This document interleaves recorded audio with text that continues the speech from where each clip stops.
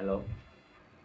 देखिए, आज मैं हिंदी व्याकरण में आ गया हूँ इस एपिसोड में, और यहाँ से आपको हिंदी व्याकरण भी मिलेंगे। जैसे कि आपको इंग्लिश ग्रामर में देता आया, वो तो चलता ही रहेगा, मोटिवेशनल से चलते ही रहेंगे। और हिंदी व्याकरण इसलिए दे रहा हूँ कि देखिए, मैं समझता हूँ कि इंग्लिश से मुश्किल भाषा हिंदी है।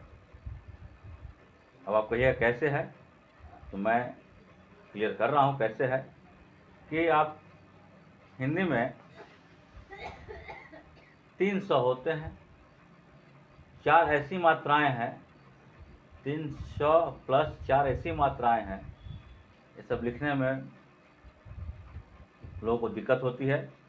विद्यार्थियों को बोलने में भी दिक्कत होती है, लिखने में दिक्कत होती है। जैसे कि हर्षई, दीर्घई और सौ दीर्घऊ, सबसे पहले कमियां यहाँ आती है। 300 है, तलाबेश, मूर्धन्य स, दांती स। कब कौन सा स लिखेंगे, कब हर्षई लगाएंगे, कब दीर्घई लगाएंगे, कब हर्षऊ लगाएंगे, कब दीर्घऊ लगाएंगे। क्योंकि इस मात्रा की वजह से शब्द का अर्थ बदल जाता है, जबकि शब्द सुनने में एक समान होता है। जैसे कि दिन, दीन, सीता, सीता, परीक्षा, परीक्षा, अंगना, अंगना। सब आपको सुनने में एक जैसा लग रहा है कि नहीं? लेकिन जब हिंदी में कुछ भी चीज़ लिखते हैं तो हर्षई की जगह दीर्घई लिखा जाता है, दीर्घई की जगह हर्षऊ लिखा जाता है, जिसका वजह होता है कि इसका मीनिंग, मतलब अर्थ क्या होता है, बदल जाता है। लेकिन इस पर कोई अमल नहीं करता। एक तो मैं देख रहा हूँ कि इंग्लिश भी जो है कि बहुत इजी है, इफ़ यू फॉलो, या जो आपको इंग्लिश पढ़ाएं वो ऐसा सिस्टम से पढ़ाएं कि आप आसानी से समझ सके। I think English is not a difficult subject. English is very very easy subject if you follow, but Hindi is not a easy subject, Hindi is very difficult subject. जैसे आपको लिखना है कि मैं परीक्षा दे रहा हूँ, जो मैं पिछले वीडियो में देखा हूँ, मैं परीक्षा देने जा रहा हूँ, मेरी परीक्षा इस तारीख को, इस दिन को है। तो ये अगर आप ऐसा लिखते हैं तो परीक्षा की बात छोड़िए। चीनी है, सीता, सीता लिखा हूँ, अंगना, अंगना। देखिए, एक अंगना में क्या है, सिर्फ बिंदु है, और एक अंगना में चंद्र बिंदु है। तो जबकि दोनों पढ़ने में, आप खुद देख रहे हैं, पढ़ने में और बोलने में एक समान है, लेकिन जिस अंगना जो चंद्र सिर्फ बिंदु से है, उस अंगना का मतलब क्या होता है, स्त्री होता है। और जिस अंगना पर चंद्र बिंदु लगा है, उस अंगना का मतलब घर का आंगन। जैसे इसको जब वाक्य में आप डालिएगा, और जो कि घर का अंगना की जगह ए अंगना लिख दिए, तो गलत हो गया वाक्य, शब्द गलत हो गया। लेकिन इस चीज को शुद्ध शुद्ध हिंदी लिखने और शुद्ध बोलने के लिए, इसकी जानकारी देने के लिए मैं ये भी सीरीज शुरू किया हूँ, हिंदी व्याकरण। और ये भी जिस तरह की अभी तक इंग्लिश ग्रामर चलता आ रहा था, उसी तरह मैं हिंदी व्याकरण भी लेकर चलूँगा, ताकि अगर आप इसको गहन अध्ययन इसका कर लेते हैं, जो अभी बोर्ड पर ज़्यादा नहीं, 15 ही लिस्ट दिया हूँ अभी, ऐसे मैं दूंगा आपको। और अगर इसका आप गहन अध्ययन कर लेते हैं तो आप शुद्ध शुद्ध बोल भी सकते हैं और शुद्ध सही लिख सकते हैं, ताकि जो विद्वान आपकी लेखनी को पढ़े वो समझ जाए कि आपको अच्छे नंबर मिलेंगे एग्जाम में, और वो समझ जाए कि इनको हिंदी का अच्छा नॉलेज, अच्छा ज्ञान है। जबकि हिंदी हम लोगों की मातृभाषा है, का मतलब लोग इस पर ध्यान नहीं देते हैं, जो जैसे पाते हैं लिख देते हैं, जैसे पाते हैं बोल देते हैं। क्योंकि मैं बार बार कहता हूँ, आई ऑल्सो टीच स्टूडेंट्स। कितने स्टूडेंट में, अधिकांश स्टूडेंट को देखता हूँ हर्षई की जगह दीर्घई, दीर्घई जगह हर्षई लगाता है। जैसे कि वह बहुत दिन की बात ले लीजिए, जो जनरल आप सुनते आए होंगे, इस दिन में और इस दिन में कोई अंतर है कि नहीं है? तो इस दिन का मतलब क्या डे या दिवस होता है, और उस दिन का मतलब क्या होता है? अति करीब। तो अगर विद्यार्थी लिख दिया आज, आज का दिन अच्छा है, लिख दिया कि आज का दिन अच्छा है, ये वाला दिन लिख दिया, तो क्या वो सही लिखा? नहीं। परीक्षा का देखिए कहीं लिखा हूँ कि एक परीक्षा हर्षई से लगा परीक्षा कीचड़ होता है, और दीर्घाई से लगा परीक्षा इम्तिहान एग्जाम होता है। तो मैं इसको समझा दे रहा हूँ कि मैं परीक्षा दे रहा हूँ।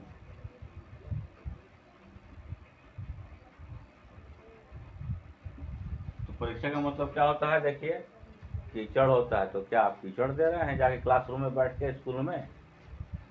या तो यह शुद्ध लिखने के लिए आप क्या करना पड़ेगा? दीर्घाई का प्रयोग करना पड़ेगा। तो जैसे ये सब जानकारियाँ मेरा प्रैक्टिकल एक्सपीरियंस है कि बहुत कम लोगों को होती है।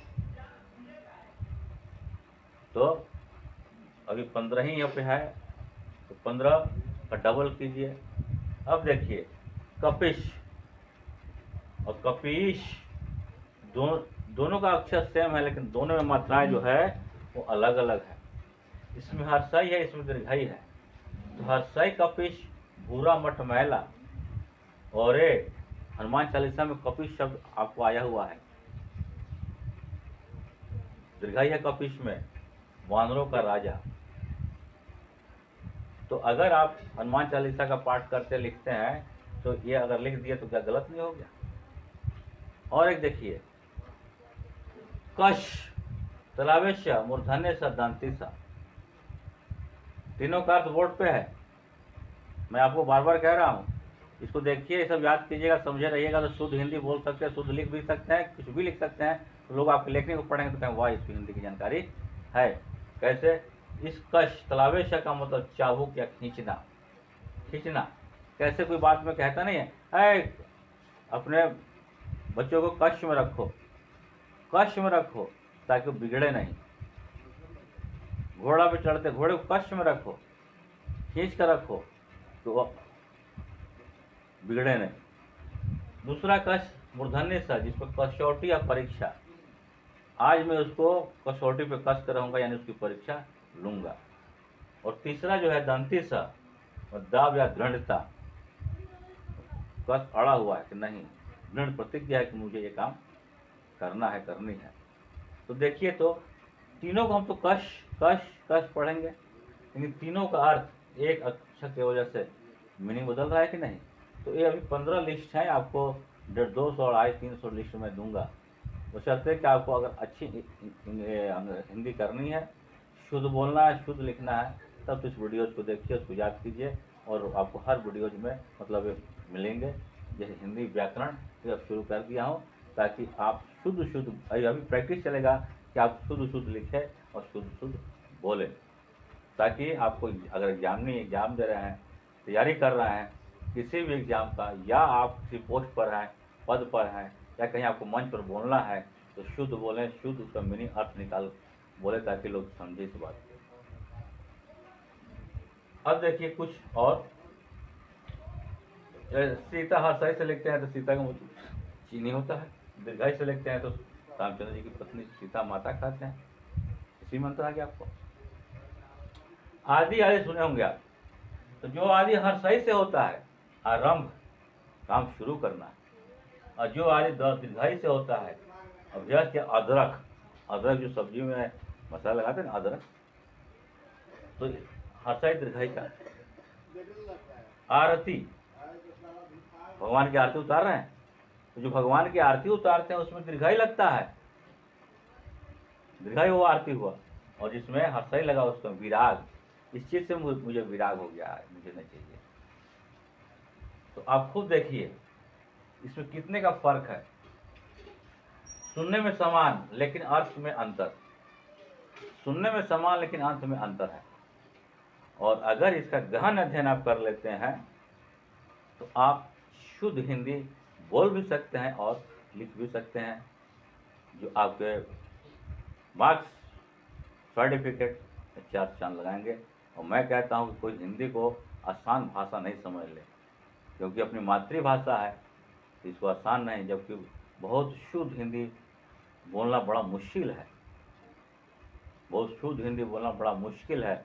मुश्किल तलावेशा मुश्किल गलत हो गया। जैसे शॉल साल, तो शॉल साल बोलने में तो लोग अधिकांश लोग साल साल, तो ये साल कौन सा है? ये ईयर वाला जिसको कहते हैं वर्ष। ये शॉल कौन है? जो ठंड के दिन में ओढ़ते हैं। तो दोनों, जबकि जनरल व्यक्ति को मैं देखा हूँ, दोनों को शॉले ओढ़ कह देते हैं। अरे साल आना तो नहीं, ठंडा लगे साल लाना, जबकि शॉल होता है वो। शुद्ध क्या है? शॉल। शोले फिल्म, कितने शोले, शोले नहीं शोले फिल्म, उसमें जितने कैरेक्टर की जो भर्ती हुई, हीरो हीरोइन सब। और आप अगर इस सब लाइन में जाना चाहते हैं, एक्टिंग लाइन में, तो आपको सबसे पहले शब्द, मात्रा और टोन पर आपको कमांडिंग करना पड़ेगा। नहीं तो आप एक से एक बड़े कलाकार हैं, जहाँ टोन में आपको फॉल्ट आ गया, वहाँ आपको डायरेक्टर वहीं पर जो है कि नेगलेक्ट कर देगा। क्योंकि आप डायलॉग बोलने होते उसमें एकदम शुद्धता। और अगर अच्छे प्रोनाउंसिएशन की अगर आपको अनुभव करना है, तो फिल्म को देखिए, उसमें जो भी कितने शुद्धता लोग बोलते हैं, हर शब्द, हर मात्रा, हर अक्षर पर ध्यान दिया जाता है। तो किस टोन में बोलना है, किस सही मायने मतलब निकले। लेकिन हम जनरल में लोग क्या करते हैं, जैसे पाए बोल दिए, उसमें हिंदी भी है, बांग्ला भी है, भोजपुरी भी है और इंग्लिश भी, ये सब मिलाकर एक सेंटेंस बोलते हैं। लेकिन नहीं, मैं तो कहता हूँ जिस लैंग्वेज को बोले शुद्ध, उसी लैंग्वेज को रिपीट कीजिए, उसमें इंग्लिश दूसरे भाषा को नहीं मिलाइए। तो देखिए आपकी भाषा में कितनी जान आती है, और सुनने वाले आपकी बातों को सुनने के लिए तरसेंगे। जैसे कि कितने को देखता हूँ मैं भी, कभी कभी वो हिंदी बोल रहा हूँ जैसे कि, और उसमें थोड़ा भोजपुरी टोन आता है। तो नहीं, हम लोग को, सबको, मुझे भी, आप सबको इस पर कमांड करनी है, ताकि शुद्ध हम बोले कहीं भी। और जब बोले कोई लैंग्वेज, सिर्फ उसी लैंग्वेज को बोले और अति उत्तम। नहीं तो बोलना तो सिर्फ इंग्लिश बोलिए, बोलिए इंग्लिश, सिर्फ हिंदी नहीं लाइए। बोलना सिर्फ भोजपुरी बोलिए, बोलना सिर्फ बांग्ला बोलिए, बोलना सिर्फ हिंदी बोलिए, बोलना सिर्फ उर्दू बोलिए, फारसी बोलिए। अब उसमें हिंदी मिला दिए, उर्दू मिला दिए, भोजपुरी मिला दिए, बांग्ला मिला दिए, इंग्लिश मिला के एक सेंटेंस बोल दिए, तो क्या अच्छे पढ़े लिखे में जान जाएंगे? तो सुनने वाला आपको इतना नहीं कहेगा कि क्वालिटी वाले हैं। एक शब्द, एक भाषा को लेकर चलिए, उसमें पारंगत होइए, चाहे इंग्लिश बोलिए, फर्राटे से बोलिए। देयर इज नो एनी गुंजाइश any other words in English sentence. There is no any गुंजाइश, पॉसिबिलिटी। अब देखिए, मैं इंग्लिश बोल रहा हूँ, गुंजाइश हिंदी में लगा दिया, देख रहे हैं कि नहीं? ये प्रैक्टिस गलत है। इस कमी को अगर मैं आप दूर कर लेते हैं, तो अच्छे वक्ता बन सकते हैं, अच्छे वक्ता बन जाएंगे। और उसके हिसाब से लिखने भी मेरी, आपकी, सबकी अच्छी हो जाएगी। ठीक है, तो अभी 15 ही दिया हूँ, तो नेक्स्ट वीडियो में और दूंगा अर्थ के साथ, सबका अर्थ लिखा हुआ है, किसका यूज, किसका प्रयोग हम कब करेंगे।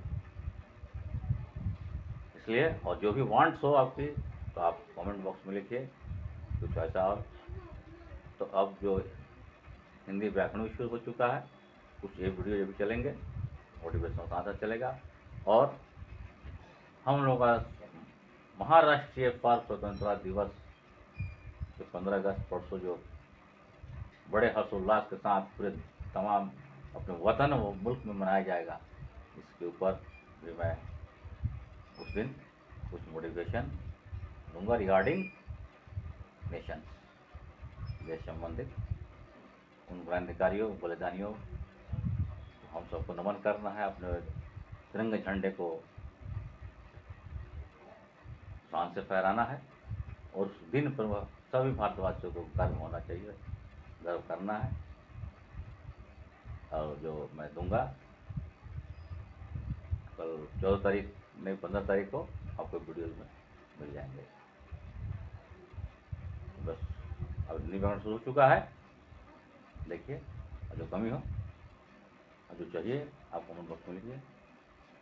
I will try my best. Okay, good luck.